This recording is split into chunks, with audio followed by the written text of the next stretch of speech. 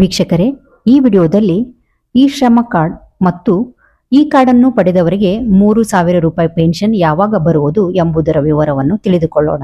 ಈ ಶ್ರಮ್ ಕಾರ್ಡ್ ಯೋಜನೆ ಎಂದರೇನು? ಅಸಂಘಟಿತ ವಲಯದ ಕಾರ್ಮಿಕರಿಗೆ ಸಾಮಾಜಿಕ ಭದ್ರತೆ ನೀಡುವ ಸಲುವಾಗಿ ಕೇಂದ್ರ ಸರ್ಕಾರ ಈ ಶ್ರಮ ಯೋಜನೆ ಜಾರಿಗೆ ತಂದಿದೆ.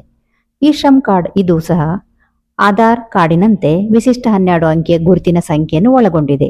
ಈ ಶ್ರಮ್ ಕಾರ್ಡ್ ಮೂಲಕ ಅಸಂಘಟಿತ ವಲಯದ ಕಾರ್ಮಿಕರಿಗೆ ಸರ್ಕಾರದ ಕಲ್ಯಾಣ ಯೋಜನೆಗಳನ್ನು ತಲುಪಿಸಿ ಸಾಮಾಜಿಕ ಭದ್ರತೆ ಕಲ್ಪಿಸುವುದು ಭಾರತ ಸರ್ಕಾರ ಪ್ರಾರಂಭಿಸಿದ ಡಿಜಿಟಲ್ ವೇದಿಕೆಯಾಗಿದೆ. ಈ ಶ್ರಮ್ ಕಾರ್ಡ್ ನೋಂದಣಿಗೆ ಯಾರು ಅರ್ಹರು? ಈ ಶ್ರಮ್ ಪೋರ್ಟಲ್ನಲ್ಲಿ ಕಾರ್ಮಿಕ ವರ್ಗಗಳಲ್ಲಿ ಅತ್ಯಂತ ದುರ್ಬಲ ವರ್ಗದವರಾದ ವಲಸೆ ಕಾರ್ಮಿಕರು ಸೇರಿದಂತೆ ಕಟ್ಟಡ ಮತ್ತು ಇತರೆ ನಿರ್ಮಾಣ ಕಾರ್ಮಿಕರು, ಕೃಷಿ ಕಾರ್ಮಿಕರು, ಮೀನುಗಾರರು, ಆಶಾ ಕಾರ್ಯಕರ್ತೆಯರು, ಮನೆಗೆಲಸ ಕಾರ್ಮಿಕರು, ಚಾಲಕರು, ಟೈಲರ್ಗಳು, ಬೀದಿ ಬದಿ ವ್ಯಾಪಾರಿಗಳು ಸೇರಿದಂತೆ ಕೇಂದ್ರ ಸರ್ಕಾರ ಗುರುತಿಸಿರುವ ಸುಮಾರು 379 ವರ್ಗಗಳ ಕಾರ್ಮಿಕರು ಹಾಗೂ ಪಟ್ಟಿಯಲ್ಲಿ ಸೇರಿರದ ಅಸಂಘಟಿತ ಕಾರ್ಮಿಕರು ಇತರೆ ವರ್ಗಗಳಡಿ ನೋಂದಣಿಯಾಗಬಹುದು.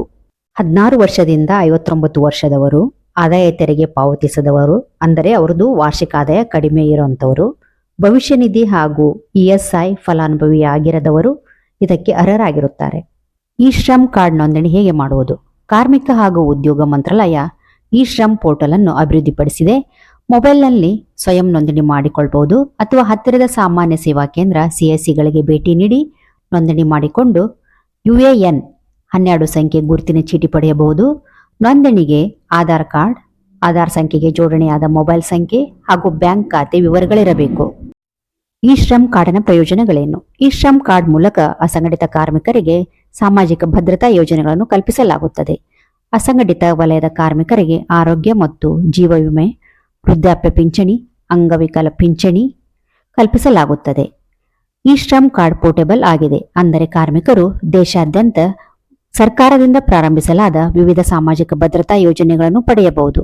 ಈ ಶ್ರಮ್ ಕಾರ್ಡ್ ಅಸಂಘಟಿತ ಕಾರ್ಮಿಕರಿಗೆ ಬ್ಯಾಂಕ್ ಖಾತೆಗಳನ್ನು ತೆರೆಯಲು ಮತ್ತು ಕೆಲವು ವಿವಿಧ ಹಣಕಾಸು ಸೇವೆಗಳನ್ನು ಪಡೆಯಲು ಅನುವು ಮಾಡಿಕೊಡುವ ಮೂಲಕ ಆರ್ಥಿಕ ಸೇರ್ಪಡೆಗೆ ಅನುಕೂಲ ಮಾಡಿಕೊಡುತ್ತದೆ.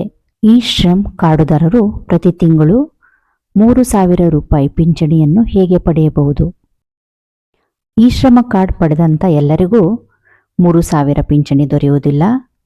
ಆದರೆ ಪ್ರಧಾನಮಂತ್ರಿ ಶ್ರಮ್ ಯೋಗಿ ಮಾನ್ಧನ್ PMSYM ಇಲ್ಲಿ 18 ವರ್ಷದಿಂದ 40 ವರ್ಷದವರು ನೋಂದಣಿ ಮಾಡಿದರೆ ವಯಸ್ಸಿಗೆ ತಕ್ಕಂತೆ 55 ರೂಪಾಯಿಗಳಿಂದ 200 ರೂಪಾಯಿಗಳವರೆಗೆ ಪ್ರತಿ ತಿಂಗಳು ಈ ಶ್ರಮ್ ಕಾರ್ಡುದಾರರಿಂದ ಕಡಿತಗೊಳ್ಳುತ್ತದೆ. ಅಷ್ಟೇ ಹಣವನ್ನು ಪ್ರತಿ ತಿಂಗಳು ಕೇಂದ್ರ ಸರ್ಕಾರ ಅವರ ಖಾತೆಗೆ ಜಮಾ ಮಾಡುತ್ತದೆ. ಉದಾಹರಣೆಗೆ 18 ವರ್ಷದವರು ಖಾತೆಯಿಂದ 55 ರೂಪಾಯಿ ಕಡಿತ ಆದರೆ ಕೇಂದ್ರ ಸರ್ಕಾರದಿಂದ ಅಷ್ಟೇ ಹಣ, ಅಂದರೆ 55 ರೂಪಾಯಿ ಜಮಾ ಆಗುತ್ತದೆ.